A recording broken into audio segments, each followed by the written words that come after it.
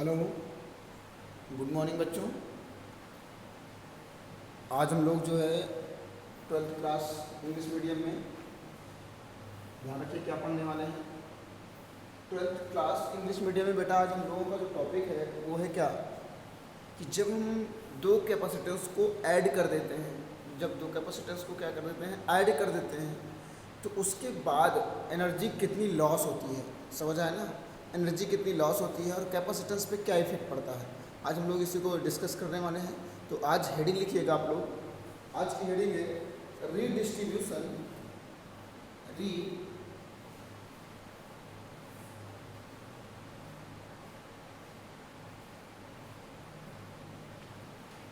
Redistribution of charges, redistribution of charges and energy loss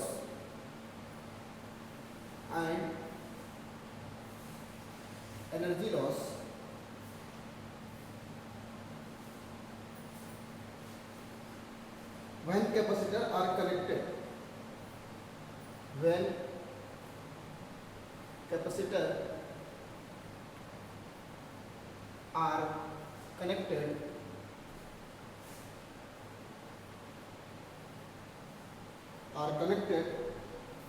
in parallel, are connected in parallel। Okay, heading क्या हमारी redistribution of charges and energy loss.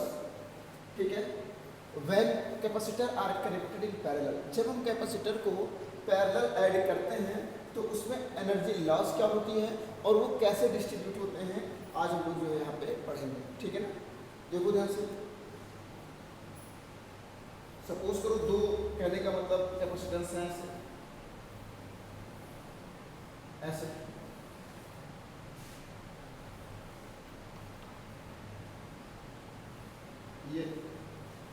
ये parallel आएगा, ये कैसे है parallel. ठीक है,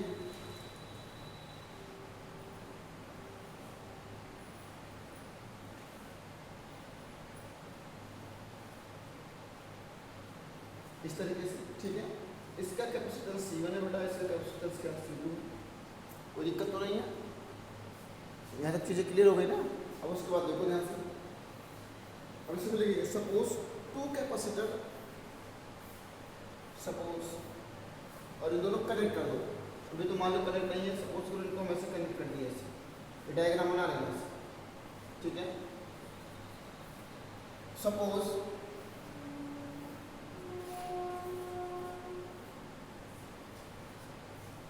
two capacitors, suppose two capacitors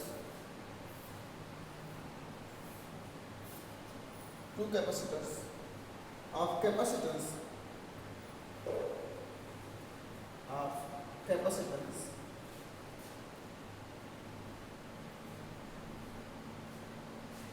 are connected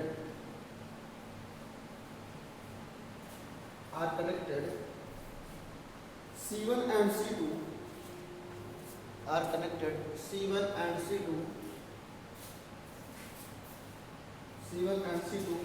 are given charges,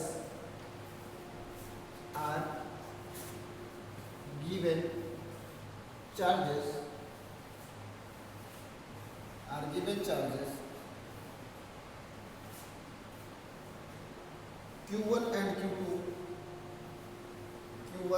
and Q2 respectively। ठीक है, respectively, and raised to potentials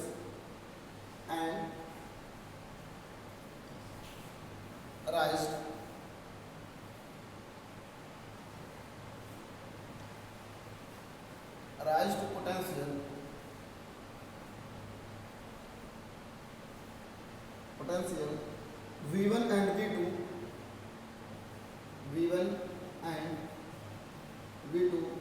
respectively, V1 and V2 respectively,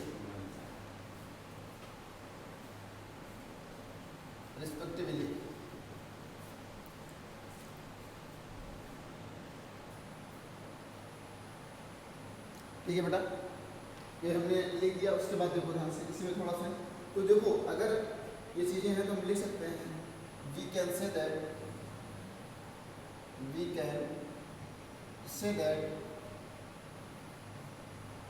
C1 is equal to क्या होगा बेटा, C1 इक्वल टू होगा Q1 upon V1 and C2 equal to जो होगा तो क्या होगा हमारा Q2 अपॉन V2 हो जाएगा।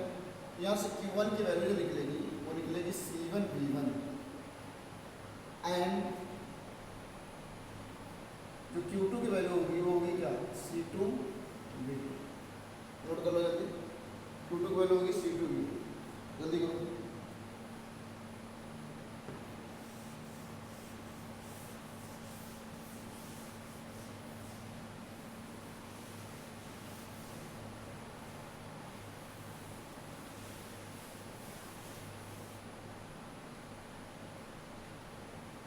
देखिए now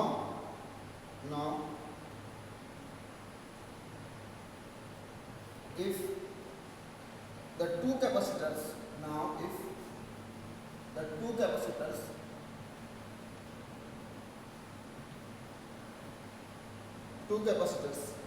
are joined in parallel,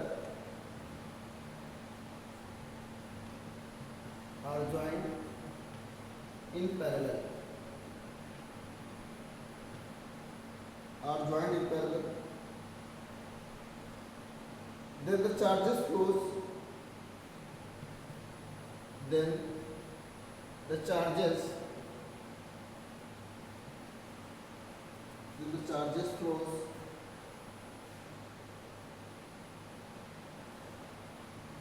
from one capacitor, charges flows from one capacitor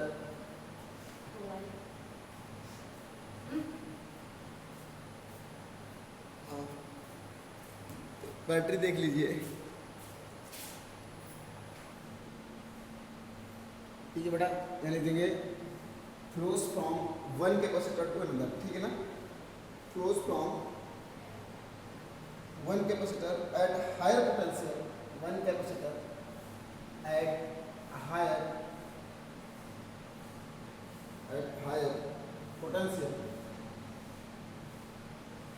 potential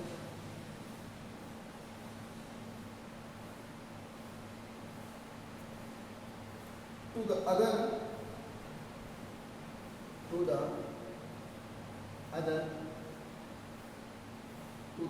at lower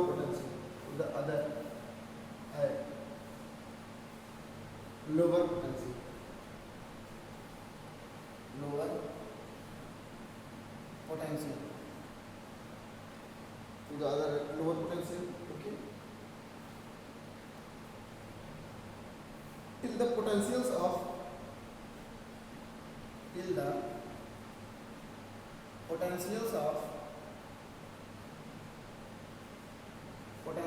C1 and C2 are become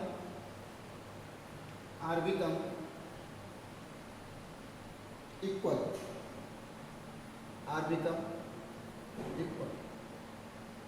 okay. यहाँ लिखेंगे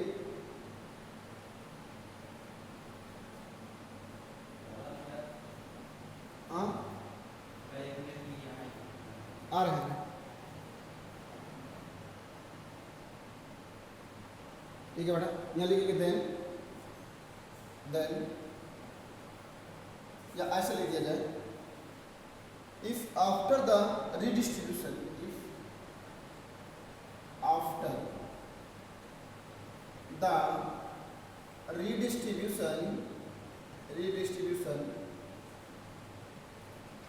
redistribution, if after the redistribution of charges,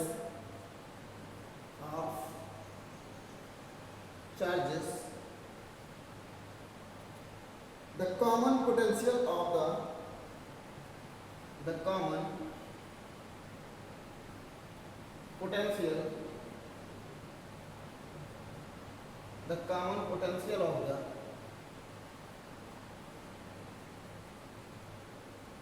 common potential of the two capacitors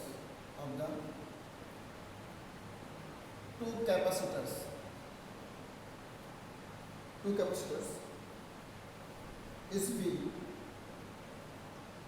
then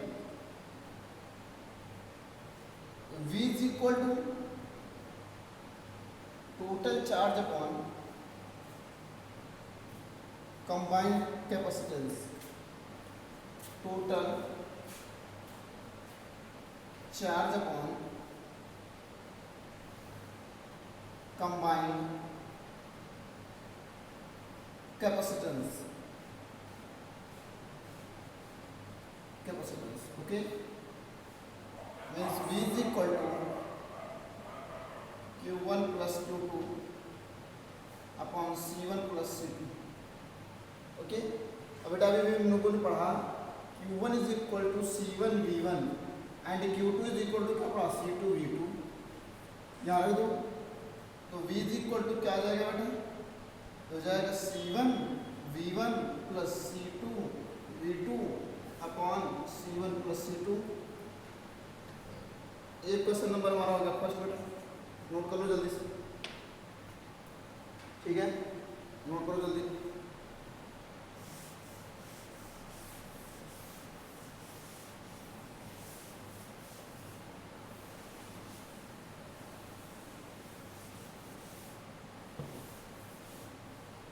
चलो देखो ध्यान से,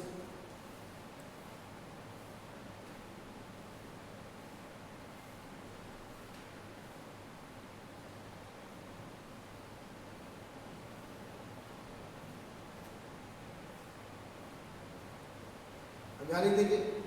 suppose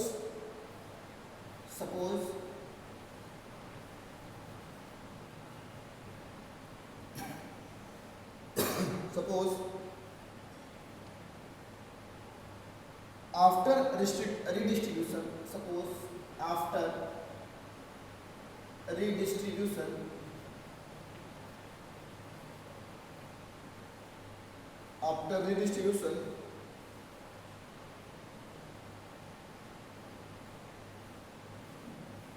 the charge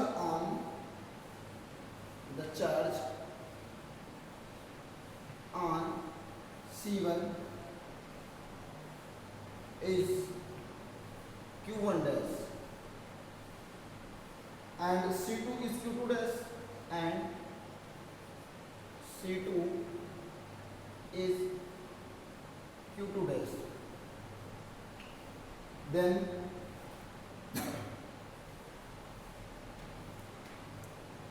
Q1 dash is equal to क्या होगा बेटा, C1V and Q2 dash की वैल्यू भी क्या हो जाएगी बेटा, C2V हो जाएगी, ठीक है। और जब इसको हम लिख सकते हैं Q1 dash upon Q2 dash is equal to C1V upon C2V, B से भी कैंसिल हो गया, तो Q1 dash upon Q2 dash की वैल्यू जो आएगी वो आ जाएगी क्या, C1 अपॉन C2। नोट कर लो।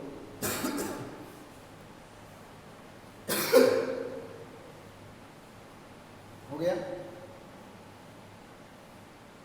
नोट करो जल्दी से।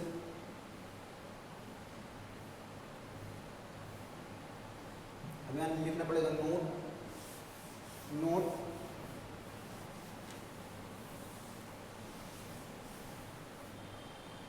यहाँ लिखेंगे on connecting to charge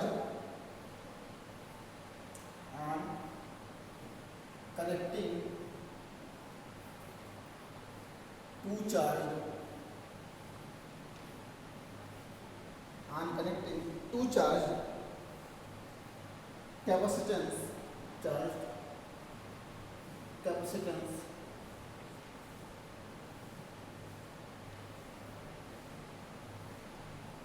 in parallel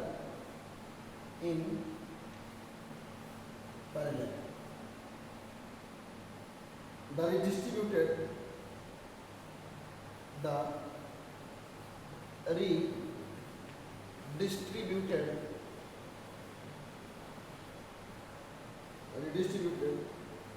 charge on them, redistributed charge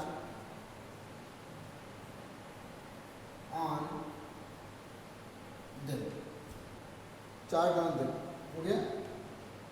are in the ratio of, are in the ratio of capacitance, capacitance okay. अब हेडिंग लिखेंगे क्वांटिटी ऑफ ट्रांसफर चार्ज, पहले सीखते हैं ना कितना चार्ज ट्रांसफर हो रहा है। पहले लिखेंगे quantity of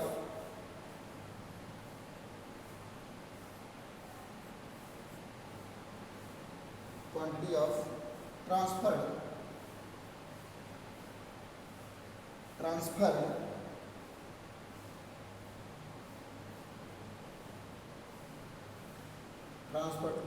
charge,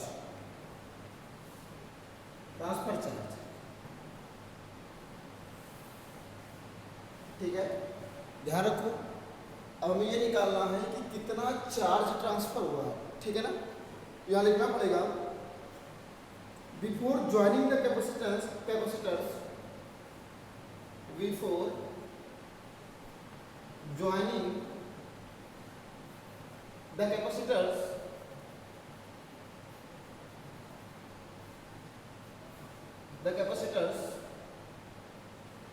the charge on the capacitance, the charge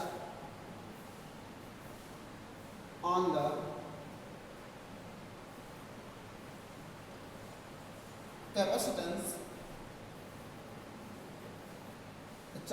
capacitance, C1 was Q1, and after joining it,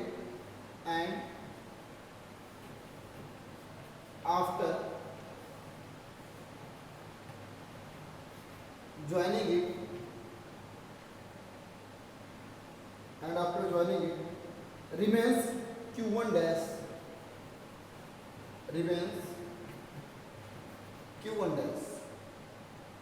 हो गया।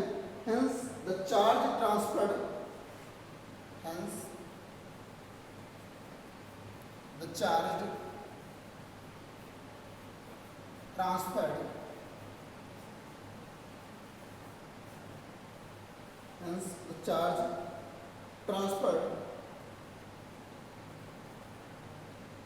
from capacitor C1,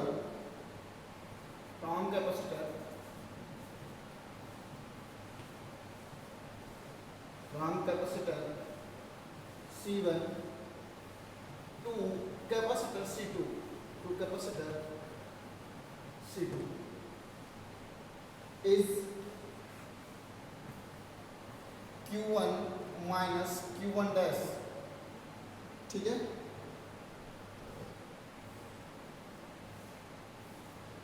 यहाँ से बेटा हो जाएगा Q1 माइनस Q1 डैश की वैल्यू, Q1 की वैल्यू क्या है C1 V1 minus Q1 dash की वैल्यू क्या है बेटा C1 V, ये कि नहीं, बस सोच में आ गई।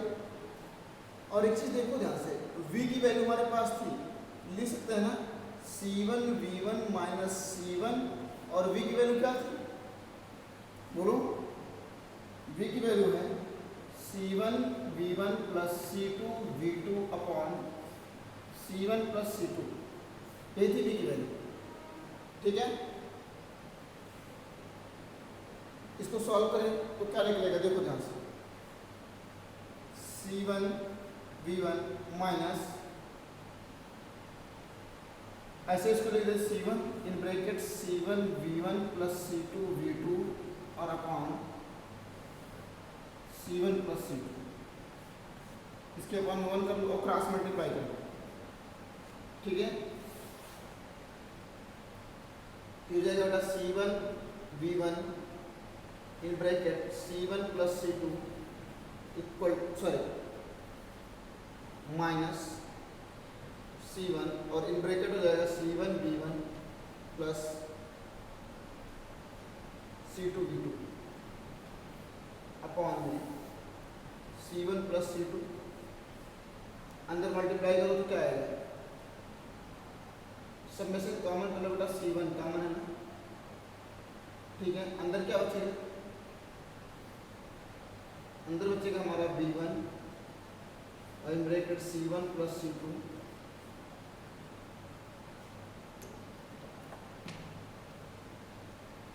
C1 प्लस C2 और माइनस C1 कॉमन होगा, अंदर बचेगा C1 V1 plus C2 V2 upon में हो जाएगा बेटा C1 प्लस C2, ठीक है। अब इस V1 का बेटा मल्टीप्लाई कर दो अंदर इसमें, और इसमें क्या आएगा देखो ध्यान से, C1 इन ब्रैकेट ये हो जाएगा हमारा C1 V1 plus C1 V1 plus C2 V1 minus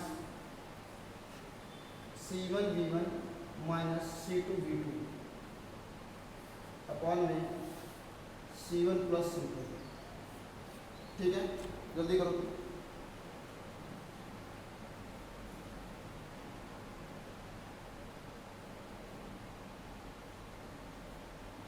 हो गया ना ये।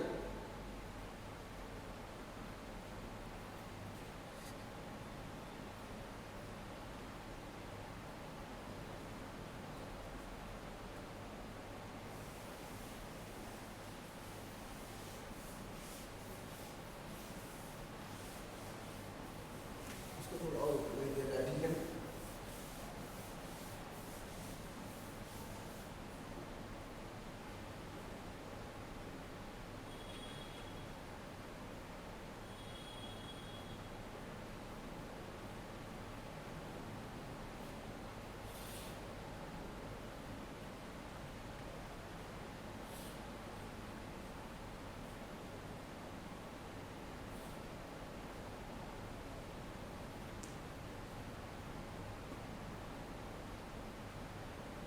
चलो देखो ध्यान से, तो यहाँ से हम लोगों को जो आया वो आंसर क्या आएगा देखो ध्यान से, लिखिएगा Q1 माइनस Q1 डैश की वैल्यू जो होगी बेटा वो क्या था, C1 सबसे बाहर कॉमन था और अंदर जो बचा था क्या बचा था, C1 V1 और प्लस C1 और क्या था बेटा C2 V1 minus C1 V1 और माइनस C2 V2, ये हो जाएगा। और नीचे क्या हो जाएगा बेटा C1 प्लस C2, ये था ना, देखो C1 V1 से C1 V1 क्या हो जाएगा, कैंसिल हो जाएगा, तो यहाँ बचेगा क्या, बचेगा C1 बाहर और इन दोनों में कॉमन हो जाएगा बेटा C2 बाहर हो जाएगा, अंदर क्या बचेगा V1 minus V2 upon C1 plus C2, इस चीज़ का ध्यान रखें। कन्फर्म हो गया, इतना ही चार्ज क्या होगा Q1 माइनस ट्रांसफर चार्ज ही होगा, ठीक है। खत्म हो गया, नोट कर लो जल्दी। अब लिखिए हेडिंग लिखिए लॉस ऑफ एनर्जी। अब हेडिंग देखो ऐड करने के बाद कितनी एनर्जी लॉस होती है इस चीज को निकालना है। हेडिंग है हमारी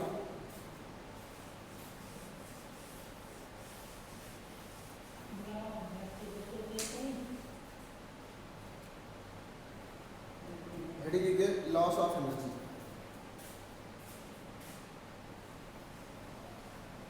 लॉस ऑफ एनर्जी, ठीक है बेटा। लॉस ऑफ एनर्जी देखो, when charges flows from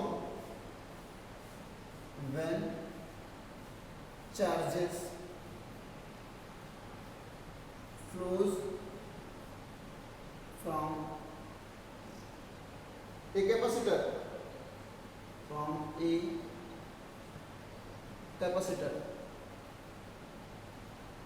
at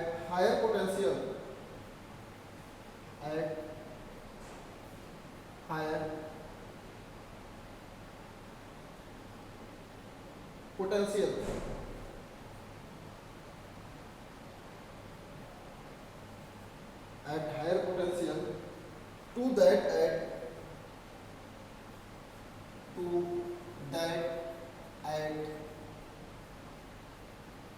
lower potential,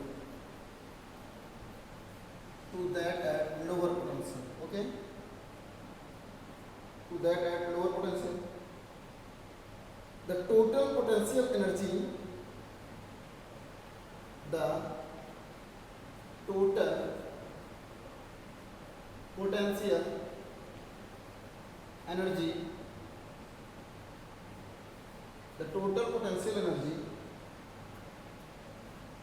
decreases energy decreases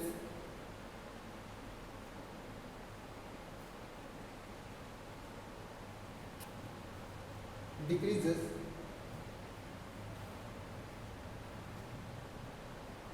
before connecting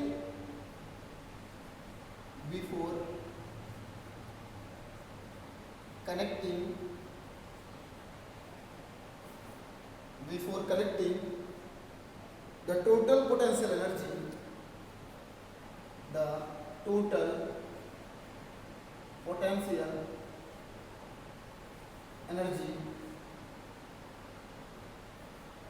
the total potential energy of the two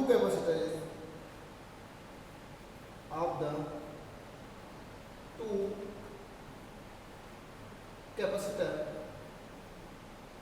of the two capacitor is, यहां से हो जाएगा बेटा U is equal to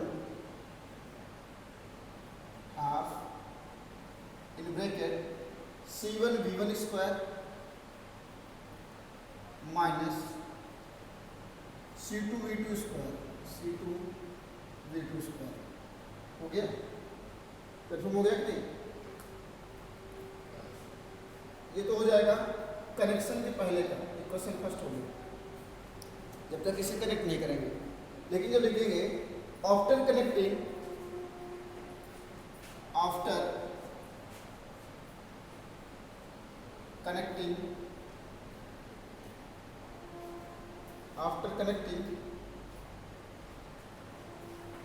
the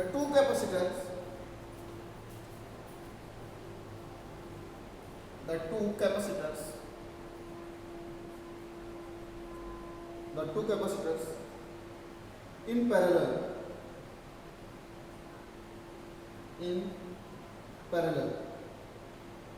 their combined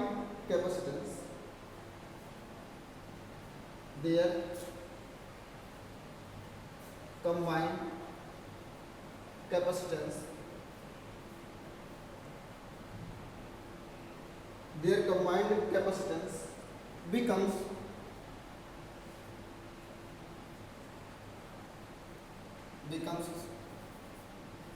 C1 plus C2 and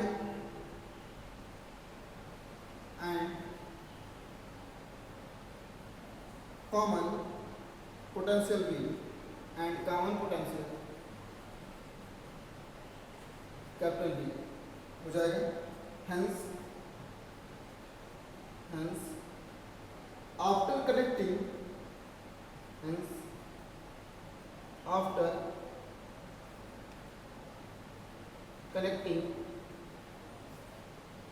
after connecting the total potential energy is the total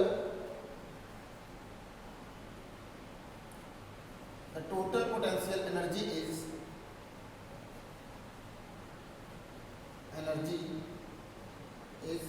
अब जब connect कर दिया जाएगा तो पोटेंशियल सेम हो गया, मतलब U इज इक्वल टू जो होगा U डैश कह सकते हो, U डैश इक्वल टू होगा half C1 V square minus C2 V square, मतलब इसको ऐसे लिख सकते हो हाफ C1 माइनस C2 और into V square. Equation number क्या हो जाएगा? सेकेंड। समझ में आ गया? कोई दिक्कत तो नहीं है? सॉरी C1 माइनस दोनों कंबाइंड हो गया ना, C1 प्लस C2 हो गया। और अब V की वैल्यू आप जानते हो, ठीक है, या इसको भी ऐसे रहने दो, अब यहाँ से लिख सकते हैं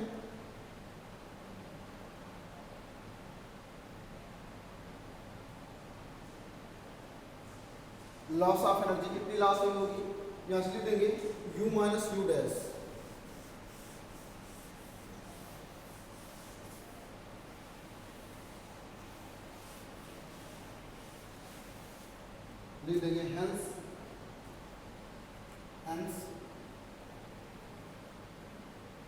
loss of energy, hence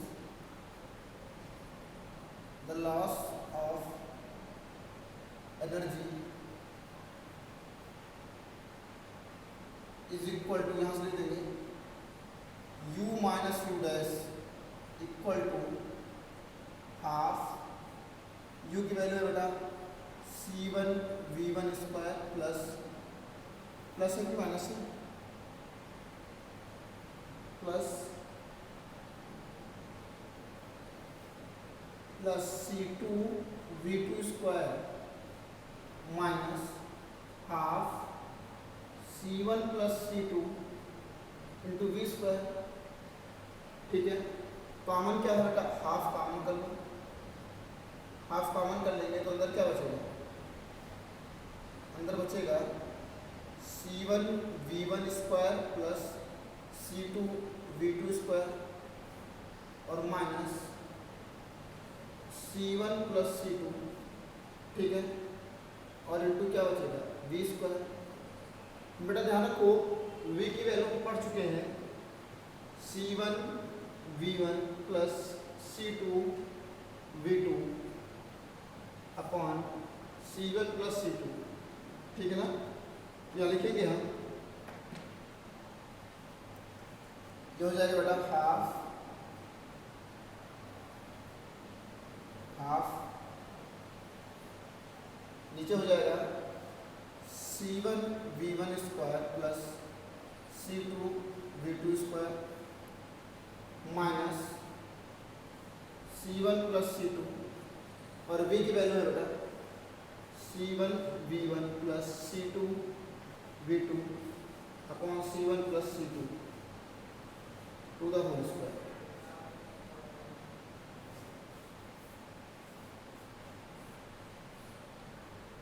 ऐसे लिख सकते हैं। तो यहाँ से जो मिलेगा हमको वो मिलेगा half C1V1 square plus C2V2 square minus C1 plus C2, ये हो जाएगा C1V1 plus C2V2 to the whole square upon C1 plus C2 to the whole square हो जाएगा। इसकी पावर एक इससे कैंसिल होगी। ठीक है, तो यहाँ क्या मिलेगा हम लोगों को, देखो ध्यान से, half C1V1 square plus C2V2 square minus C1V1 plus C2V2 to the whole square और अपॉन में हो जाएगा बेटा C1 प्लस C2। हो जाएगा ना, कंफर्म हो गया कि नहीं। अब इसके नीचे कर देंगे क्रॉस मल्टीप्लाई करके निकालना है, पूरा सॉल्व करना पड़ेगा। ठीक है ना, देखो ध्यान से,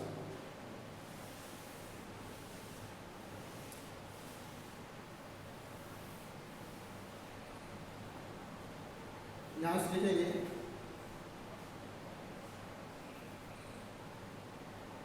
हाफ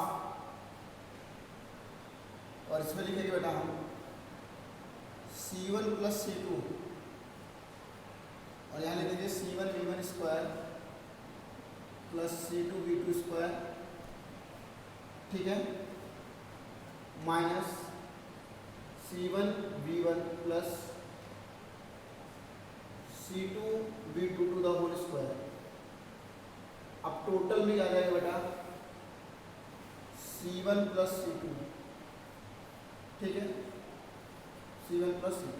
अब यहाँ से क्या आएगा, इसका मल्टीप्लाई बेटा इसमें करना है, फिर इसका इसमें करना है। मल्टीप्लिकेशन बताने की जरूरत ही नहीं है, लेकिन फिर भी बता रहा हूँ।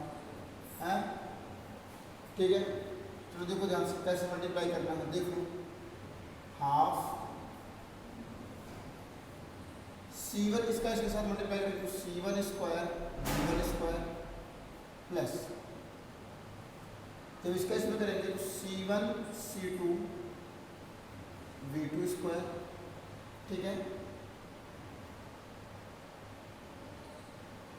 प्लस इसका इसमें करेंगे तो क्या आएगा C1 C2 V1 स्क्वायर हो जाएगा और plus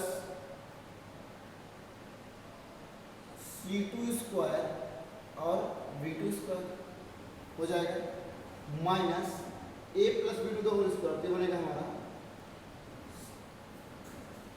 c1 square v1 square plus c2 square v2 square plus 2c1 c2 and v1 v2।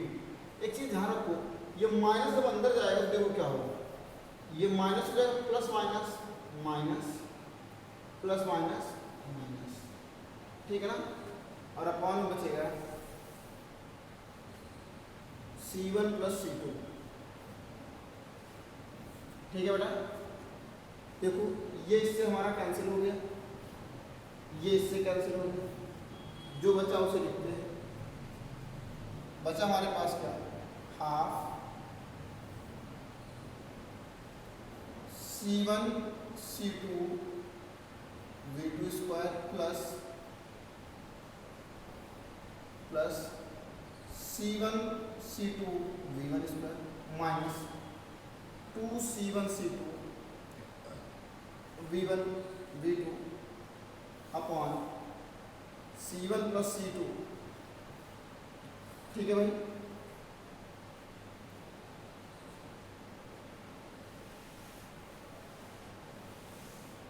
आगे देखो ध्यान से, यहाँ से हो जाएगा बेटा हाफ, इन दोनों में कॉमन है c1 c2 कॉमन हो जाए, अंदर क्या बचेगा v2 square plus v1 square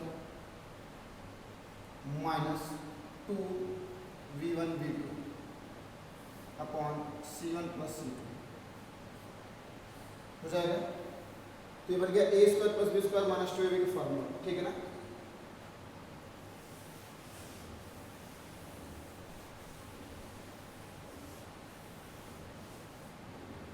तो यहां से हम लोगों को मिलेगा हाफ c1 c2 और ये बन गया हमारा बेटा v1 minus v2 to the whole square और अपॉन में c1 प्लस c2। ये टोटल लॉस ऑफ एनर्जी मतलब u माइनस u डैश, इसी को बोलेंगे, ठीक है। हो गया कि नहीं।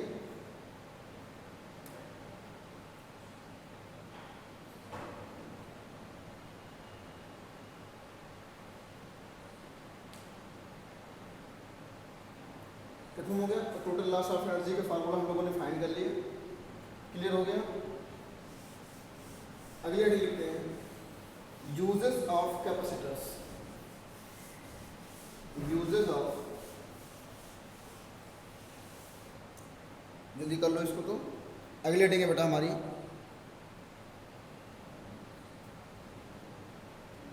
अगली हेडिंग है uses of capacitors. Uses of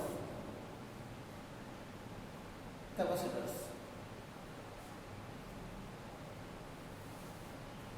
ठीक है। पहला यूज क्या है हमारा, देखो ध्यान से। पहला है इन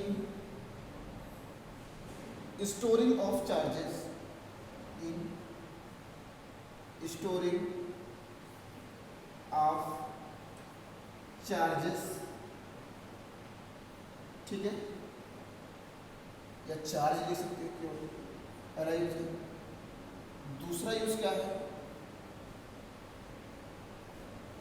इन storing of energy, in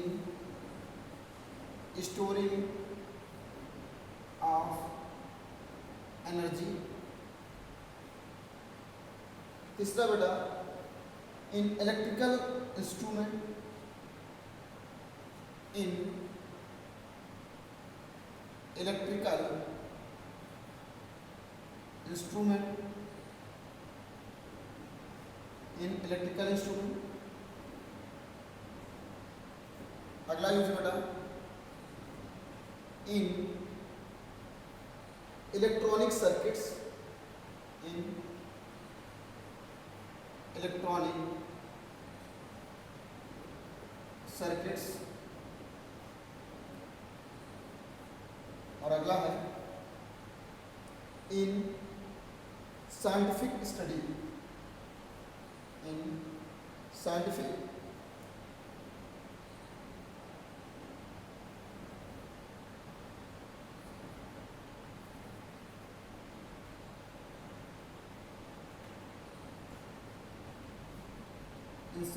scientific study.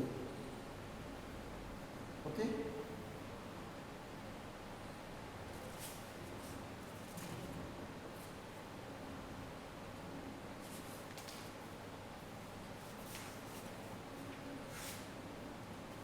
चलो देखो ध्यान से। सबसे पहले लिखा है इन storing of charge, in storing of charge. तो अगर इन स्टोरिंग ऑफ चार्ज की बात करें बेटा, तो इसमें लिखा है the main purpose of capacitor, the main purpose of capacitor, यानी जो कैपेसिटर का मेन पर्पस है, ठीक है, is to store electric charge. ये क्या करता है बेटा? इलेक्ट्रिक चार्ज को स्टोर करता है। क्लियर हो गया? उसके बाद कह रहा है if an instantaneous but strong electric current is to be flown in a circuit, मतलब इसकी वजह से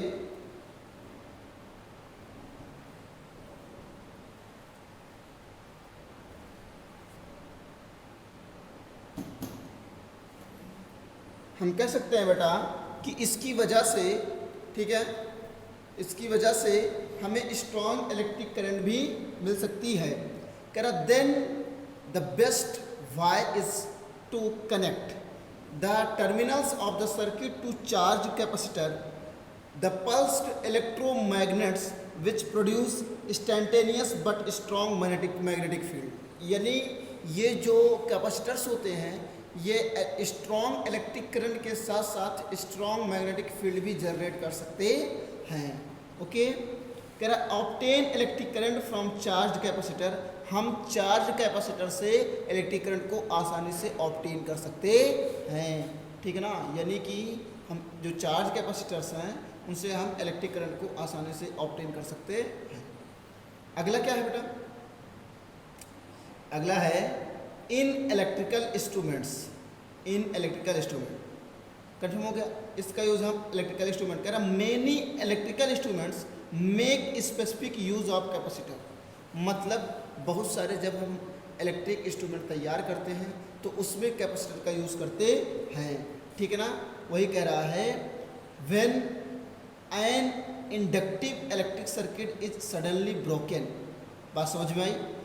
Sparking occurs at the breaking points, but if of a capacitor is connected in the circuit in such a way that the induced current produced as a result of breaking of the circuit charge the plates of the capacitor, the sparking will not be produced in induction coils and ignition system of motor engine. Capacitors are used for this very purpose in electric fan also, which is an electric motor a capacitor is employed। समझ में आया? कह रहा अगर capacitors ना लगा हो instruments में, जो इलेक्ट्रिकल इंस्ट्रूमेंट्स होते हैं, तो उसमें क्या हो सकती है, जो इंड्यूस्ड करंट होती है उसके जो है उसके थ्रू हमारे जो पार्ट्स होते हैं वो क्या हो सकते हैं, मतलब ब्रेक हो सकते हैं, टूट सकते हैं, जल सकते हैं। समझ आया ना? कंफर्म हो गया कि नहीं? अगला क्या है इन इलेक्ट्रॉनिक सर्किट। कह रहा capacitors are used almost in all electronic circuit. For example they play important role in reducing the fluctuations of voltage in power supply, in the transmission of pulsed signals in the production and detection of electromagnetic oscillation of radio frequency, ठीक है। उसके बाद है in scientific study capacitor are also used in scientific study using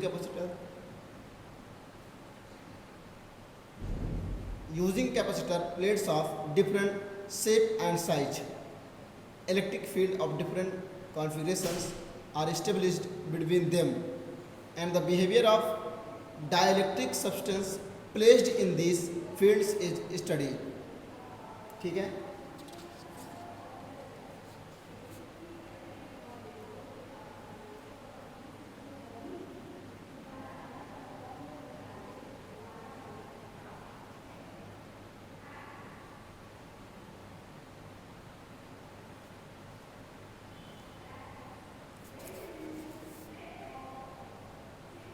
अगला है बेटा वान de Graaff generator, ठीक ना। ये लास्ट टॉपिक है इस पूरे सिस्टम का। तो जो वान डी ग्राफ जनरेटर है बेटा, ये एक मशीन होती है जो क्या करता है अभी बता रहे हैं। तो वान डी ग्राफ जनरेटर में लिख सकते हैं, ये पूरा लिखने के ऊपर डिपेंड करता है। यहाँ पे है वान डी ग्राफ जनरेटर, यहाँ लिखेंगे in 1931 Van de Graaff generator, या लिख सकते हैं in 1931 Van de Graaff devised an electrostatic generator. मतलब 1931 में एक साइंटिस्ट था जिनका नाम था वान डी ग्राफ। उन्होंने एक ऐसी इलेक्ट्रॉनिक्स जनरेटर को जनरेट किया, बनाया, ठीक है ना, in order to produce a very high potential, जो बहुत ही हाई पोटेंशियल में इलेक्ट्रिक पोटेंशियल जनरेट करता है, in the order of 10 to the power 6 volt. कितने वोल्ट तक जनरेट कर सकता है? 10 टू द पावर 6 वोल्ट तक। उसके बाद करा it is used for accelerating electrons and other charge particles required to study nuclear reaction. करा है it is used for accelerating electrons, मतलब इलेक्ट्रॉन्स जैसे पार्टिकल्स को एक्सीलरेट करने के लिए, कहने का मतलब है वान डी ग्राफ जनरेटर का यूज़ किया जाता है। And other charge particles required to study nuclear reaction, और जो चार्ज पार्टिकल हैं उनका न्यूक्लियर रिएक्शन में भी इसका यूज़ किया जाता है। ओके बेटा। उसके बाद करा इसका जो प्रिंसिपल है, this generator make use of following the electrostatic phenomena. Confirm हो गया? क्लियर हो गया? तो इसमें ये क्या कह रहा है कि action of sharp point on A charge conductor. Confirm हो गया? अब यहाँ पे देखो ध्यान से क्या कह रहा है। If a small positively charge sphere is enclosed by a spherical cell, then on conducting the inner sphere with the cell with the connecting wire, the charge would necessarily from the sphere of cell irrespective of charging condition of the cell। Confirm हो गया? उसके बाद कह रहा है, देखो जो इसका एक तरीके से डायग्राम है बेटा, और कहीं ना कहीं इस डायग्राम को आपको बनाना पड़ेगा और मुझे भी बनाना पड़ेगा। तो ये डायग्राम मैं बना दूँ कि रहने दूँ? चलो अच्छा मैं बना देता हूँ, ठीक है, कि मैं दिखा देता हूँ वान डी ग्राफ जनरेटर, आप लोग बना लेना, ठीक है, कोई दिक्कत तो नहीं है।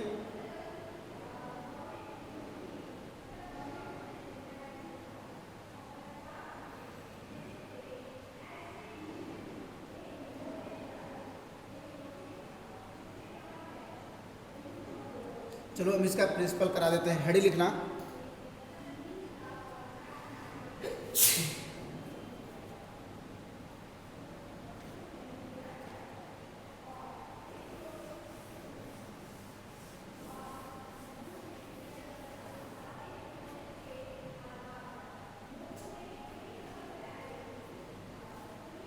यहाँ पे लिखते हैं बेटा हम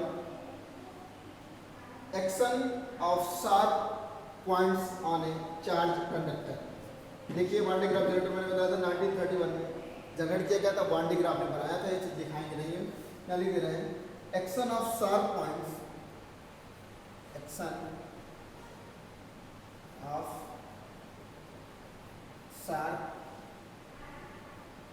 point, action of sharp point on a charged conductor, on a charged conductor, on a charged conductor। Okay, यहाँ लिखेंगे, सपोज करो ये कोई हमारा स्फीयर है ऐसे, और इस पर प्लस क्यू चार्जेस ऐसे रखे गए हैं, ऐसे ऐसे, ठीक है ना। कंफर्म हो गया? अब उसके बाद देखो ध्यान से, यहाँ लिखेंगे let we have a sphere, let we have a sphere, we have a sphere of radius small r, of radius small r, which is charged charged, which is charged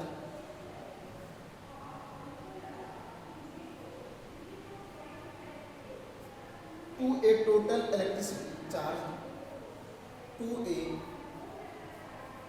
total electricity plus 2 now rise in potential, now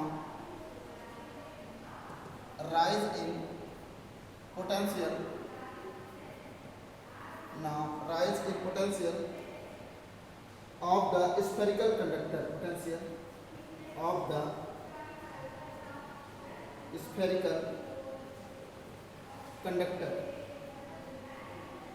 spherical conductor, okay, due to charging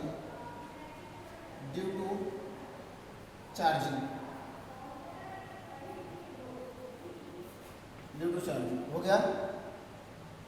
v equal to 1/4 pi epsilon naught q upon क्या हो जाएगा बेटा r। तो इसे ऐसे भी लिख सकते हैं v is equal to q upon 4 pi epsilon naught into r हो जाएगा। और इसके नीचे अगर 1 कर दें तो यहाँ से क्रॉस मल्टीप्लाई करेंगे तो q की वैल्यू जो मिलेगी वो मिलेगी क्या, 4 pi epsilon naught into r और इंटू हो जाएगा v, ठीक है बेटा, इंटू क्या हो जाएगा v। अब यहाँ लिखें we know that sigma is equal to, हम लोग पढ़े बेटा q अपॉन है, क्या पढ़े हैं q अपॉन, पढ़े कि नहीं पढ़े, कंफर्म हो गया। तो यहाँ से q की वैल्यू इनपुट कर देते हैं, इसको इक्वेशन फर्स्ट कह देते हैं, लिख देते हैं from first sigma is equal to q की वैल्यू है 4 pi epsilon naught into r into v upon हो जाएगा बेटा e। और एरिया ऑफ द स्फीयर जानते हो क्या होगा, सिग्मा इज इक्वल टू हो जाएगा 4 पाई एप्सिलॉन नॉट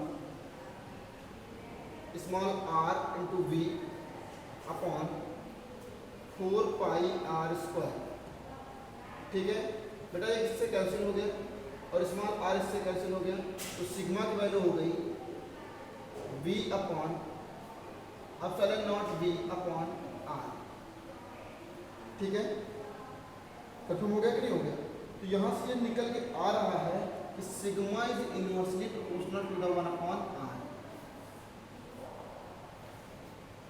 ठीक है ना, कंफर्म हो गया कि नहीं हो गया। तो वही कह रहा है, यहाँ लिख दिया जाए if r equal to 0 then sigma की वैल्यू क्या होगी, इन्फिनिटी। मतलब रेडियस अगर इन्फिनिटी है, सॉरी रेडियस अगर 0 है तो चार्ज डेंसिटी क्या होगी बेटा, इन्फिनिटी होगी। कंफर्म हो गया कि नहीं हो गया, कोई दिक्कत तो नहीं है, ये चीज़ें क्लियर हो गई ना, यहाँ तक इसको नोट कर लो, जल्दी से जल्दी करो।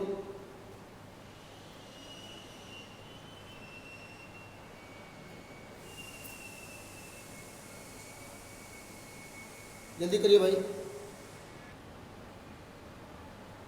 देखिए भैया, तो इस तरीके से एक चीज़ और आपको बता दें कि देखो यही है वान डे ग्राफ जनरेटर, ये दिख रहा है ना, ये क्या है वान डे ग्राफ जनरेटर, यही आपको बनाना है।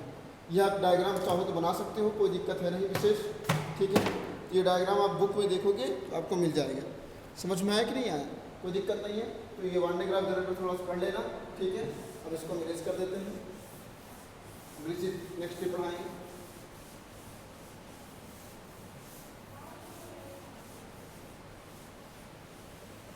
ठीक है बेटा, हो गया ना। तो इस तरीके से आपका जो यूनिट है कंप्लीट हो गया है। यहाँ तक कोई कन्फ्यूजन तो हमारे ख्याल से होना ही नहीं चाहिए, ठीक है।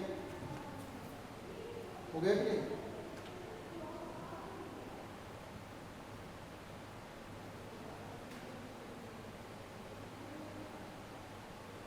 चलो एक क्वेश्चन सब कुछ सॉल्व कर लेते हैं हम लोग।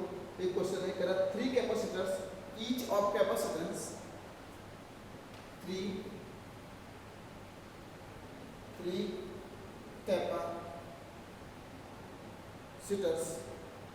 capacitors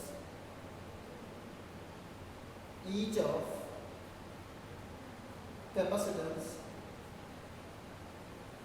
each of capacitance 9 picofarad, 9 picofarad are connected in series, are connected in series, are connected in series. Okay. What is the total capacitance? What is the total capacitance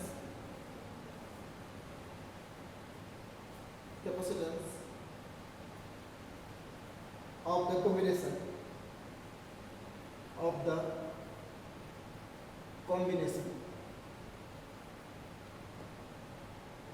the combination what is potential difference? What is potential difference? What is potential difference? What is potential difference?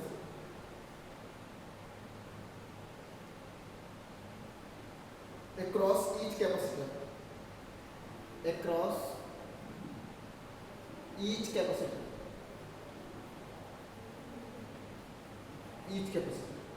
Okay. If the combination is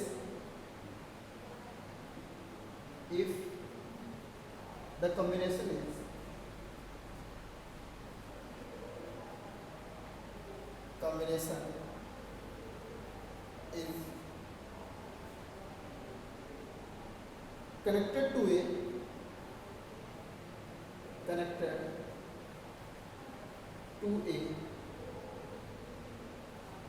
100 volt supply, 100 volt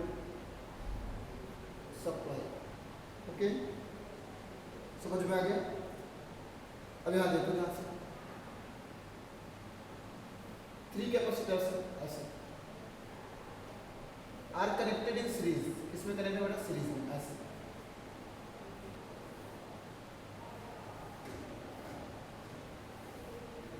इस तरीके से. ठीक है. जिसका जो क्या कहते हैं 9 पिकोफैरेड है, 9, ये भी 9 है और ये भी 9 है. अब समझ में आ गई. और टोटल सप्लाई कितना बेटा 100 वोल्ट है. टोटल सप्लाई कितना है 100 वोल्ट है. तो यहाँ पे लिखेंगे given that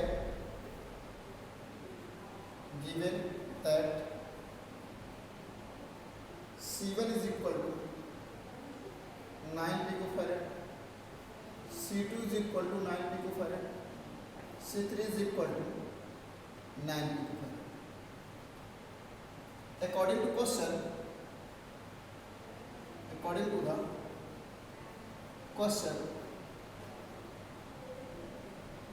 the question, C1, C2 and C3 are connected in series. Are connected in series. Connected in series. Hence, the total capacitance. The total capacitance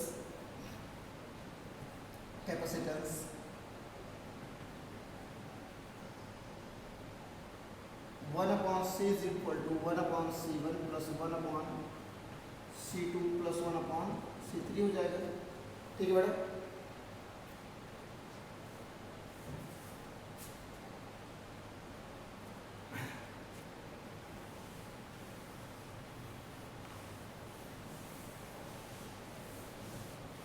हो गया, जल्दी करो.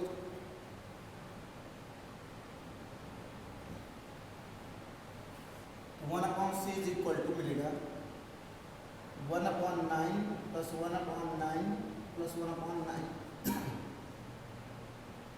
1/C is equal to 3/9. 3 1 जा 3 3 जा 9. VBC is equal to 3 picofarad. जो equivalent capacitance था वो 3 picofarad आ गया. ठीक है बेटा. अब उसके बाद कह रहा है कि जो पोटेंशियल कितना दिया गया बेटा 100 वोल्ट है. ठीक है.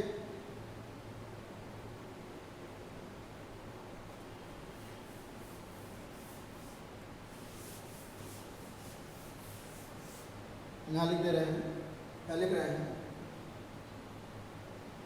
इन series charge on each capacitor is same. In series charge on each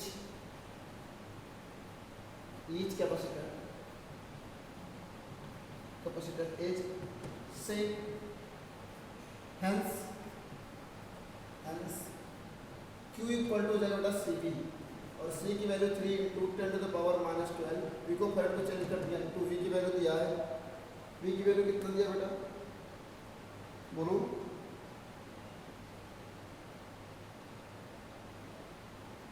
volt. कितना दिया बेटा, 100। तो ये आ गया हमारा बेटा 3 into 10 to the power minus 10 coulomb.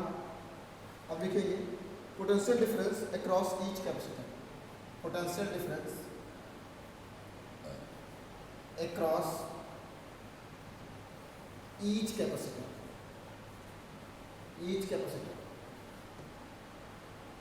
V equal to हो जाएगा बेटा Q अपॉन C, और Q की वैल्यू निकाल दो 3 into 10 to the power minus 10 upon C की वैल्यू कितना है 9 into 10 to the power minus 12 हो जाएगा बेटा। ठीक है, 3 बन जाए 3 जा 9, तो आंसर आ जाएगा 1/3 into 10 to the power minus 10 plus 2 हो जाएगा, प्लस 12 मीन्स 100/3 आ जाएगा। 3 बन जाए 3, 3 जा 9, फिर 3 जा 9, 33.34 वोल्ट। नोट कर लो, जल्दी करो। इस तरीके से आपका जो है चीज़ें कंप्लीट हो चुकी हैं बेटा, समझ में आ गया, क्लियर हो गया कि नहीं हो गया। हम लोग मिलते हैं अगली वीडियो में, तब तक ऐसे हंसते रहो, मुस्कुराते रहो। और सही अच्छी बात यह है कि आपका जो चैप्टर था ये पहली यूनिट पूरी तरीके से कंप्लीट हो चुकी है। सेकेंड यूनिट जो है नेक्स्ट डे स्टार्ट करेंगे, ठीक है।